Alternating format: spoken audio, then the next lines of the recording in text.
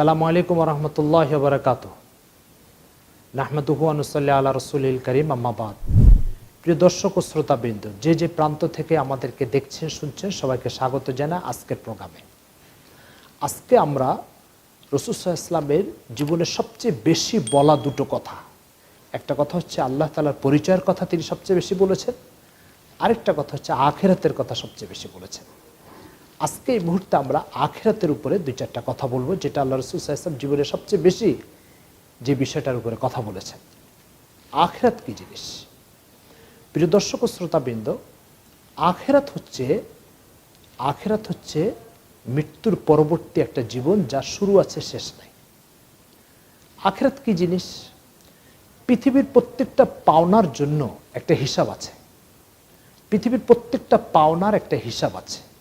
উদাহরণস্বরূপ, আপনি একজন কেয়ারটেকারকে, বাড়ির একজন দারোয়ানকে 1000 টাকা দিয়ে বললেন এই সামানগুলো কিনে নিয়ে আসো। সে যখন সামানগুলো কিনে আপনার বাড়িতে আসে, তখন আপনি তাকে জিজ্ঞাসা করেন তুমি কত টাকার সামান কিনলে আর কত টাকা বাঁচলো। তাহলে সে কি করলো? 1000 টাকার একটা হিসাব নিয়ে নিল। কিন্তু আল্লাহ তাআলা তার জমিন সৃষ্টি করে আপনাকে 70-80 বছর সেই জমিনের উপরে চলার সুযোগ করে দিয়েছেন। যদি আপনি 1000 টাকার হিসাব না ছাড়েন, তাহলে আল্লাহ তাআলা 80 বছরের হিসাব কিভাবে ছাড়বে বলুন? দ্বিতীয় কথা হচ্ছে যে আপনি যখন কোনো ব্যক্তির কাছে 5000 টাকা পাবেন, আর সে যদি ওই টাকাটা না দেয়, তখন আপনার সাথে 2 বছর পরে যদি তার দেখা হয়, তাহলে আপনি তাকে আক্রমণ করেন, গ্রেফতার করেন, লাঞ্ছিত করেন, অপমানিত করেন। আল্লাহ তাআলা আপনাকে 60-70 বছর সৃষ্টি করে জমিনের উপরে চলার সুযোগ করে দিয়েছেন। আপনি আল্লাহ তাআলার পাওনা পরিশোধ করলেন না করে আপনি আপনার জীবন পরিচালিত করলেন। তাহলে যদি 5000 টাকার জন্য আপনি কাউকে লাঞ্ছিত করতে পারেন, তো আল্লাহ তাআলা 60 বছরের পাওনা পায় নাই, তিনি আপনাকে কি করবেন? নিশ্চয়ই সোফার উপরে বসায় চা খাওয়াবেন না। এর একটা হিসাব নেবেনই, এবং এর একটা শাস্তি তার পক্ষ থেকে আছে। আমাদের সমাজে অনেকে প্রশ্ন করে থাকেন যে হুজুর, আল্লাহকে আবার সৃষ্টি করতে পারবে আমাদেরকে? মাটির থেকে, কবর থেকে কি আবার উঠাতে পারবে? আমি তাদেরকে বলি, একটা লোক দ্রুত গতিতে দৌড়াচ্ছে, আপনি যদি তাকে জিজ্ঞাসা করেন ভাই আপনি কি হাঁটতে পারেন, এই প্রশ্নটা কি বুদ্ধিমানের প্রশ্ন হবে না বোকামির প্রশ্ন হবে? নিশ্চয়ই বোকামির। কেন? যে দৌড়াতে পারে সে হাঁটতে পারবে না কেন? আল্লাহ তাআলা কোটি কোটি মানুষ তৈরি করে আপনার চোখের সামনে দেখিয়ে দিয়েছেন যে বান্দা আমি এটা পারি।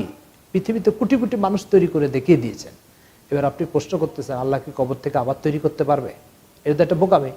এটা এরকম হলো যে একটা লোক আধা কেজি চালের ভাত খেয়ে আপনাকে দেখাই দিল, আপনি প্রশ্ন করলেন আপনি কি 100 গ্রাম চালের ভাত খেতে পারেন? এটা তো একটা বোকামি। যে আধা কেজি চালের ভাত খেতে পারে সে 100 গ্রামের কেন খেতে পারবে না? যে 10টা মোবাইল তৈরি করতে পারে সে 5টা মোবাইল কেন তৈরি করতে পারবে না? তো সেই জন্য আপনাকে ভাবতে হবে যে মৃত্যুর পরে আপনি বিশ্বাস করেন আর না করেন, আপনাকে আল্লাহ তাআলা আবার কবর থেকে উঠায় হিসাব দিবে। দেখেন, প্রত্যেক পাওনার হিসাব হয়। যেমন আপনি এক দোকান থেকে 10 কেজি চাল কিনলেন, কিন্তু টাকা না দিয়ে চলে আসলেন। এবার দোকানদার কি করবে? এখানে একজন প্রভাবশালী লোকের কাছে বিচার দিবে। বিচার দিয়ে বলবে দেখেন আমার চাল নিয়ে গেছে অথচ আমাকে টাকা দেয় না। সেই প্রভাবশালী লোক তার প্রভাব খাটিয়ে আপনার থেকে ওই চালের টাকাটা আদায় করে নেবে। কি হলো তাহলে?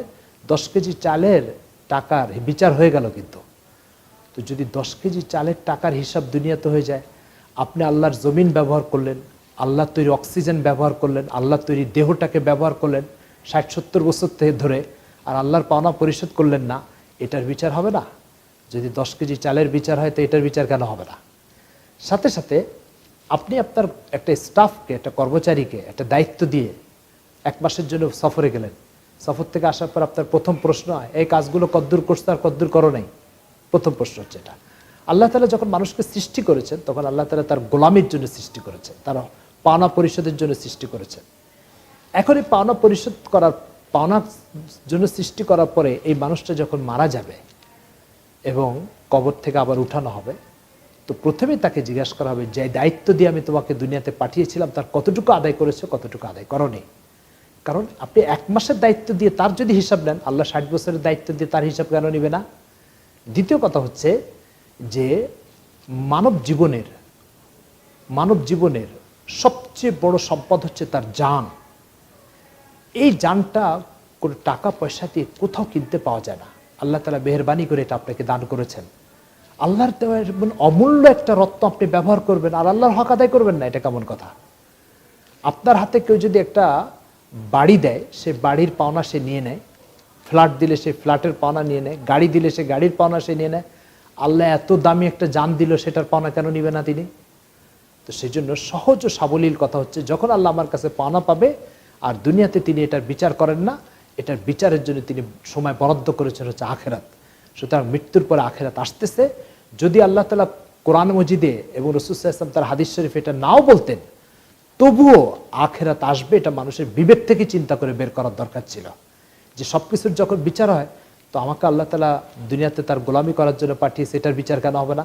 এই চিন্তাটা নিজের মস্তিষ্ক থেকে করার দরকার ছিল। উপরন্তু কোরআনের 2000 আয়াতের ভিতরে আল্লাহ তাআলা আখেরাতের আলোচনা করেছেন।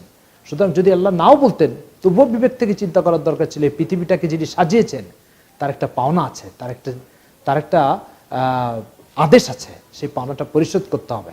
যদি না করি তার বিচার আছে। এই কথাটা আল্লাহ নাও বললে নিজের বিবেক থেকে চিন্তা করে বের করার দরকার ছিল। তা উপরন্তু আল্লাহ তাআলা আমাদের উপর দয়া করেছেন, তিনি বলেছেন, ফলে এখন তো আর অবিশ্বাসের কোনো কারণ নাই। সেই জন্য দুনিয়াতে লক্ষ লক্ষ নবী আসছেন, প্রত্যেক নবী তার উম্মতকে মৃত্যুর পরে বিচারের দিনের কথা বলে গেছেন। তা আসুন, বিবেকবান মানুষ এটাকে কখনো অস্বীকার করতে পারে না। আল্লাহ আমাদেরকে বুঝার, শোনার এবং বুঝার, মানার তৌফিক দান করুন এবং আখিরাতের জন্য পূর্ণ প্রস্তুতি নিয়ে তারপরে মৃত্যুবরণ করার তৌফিক দান করুন এবং মৃত্যুর আগে এতটুকু ঈমান এবং আমলের পুঁজি নিয়ে যাওয়ার তৌফিক দান করুন যতটুকু পুঁজি নিয়ে গেলে আল্লাহর গ্রেফতারির থেকে আমরা বাঁচতে পারি।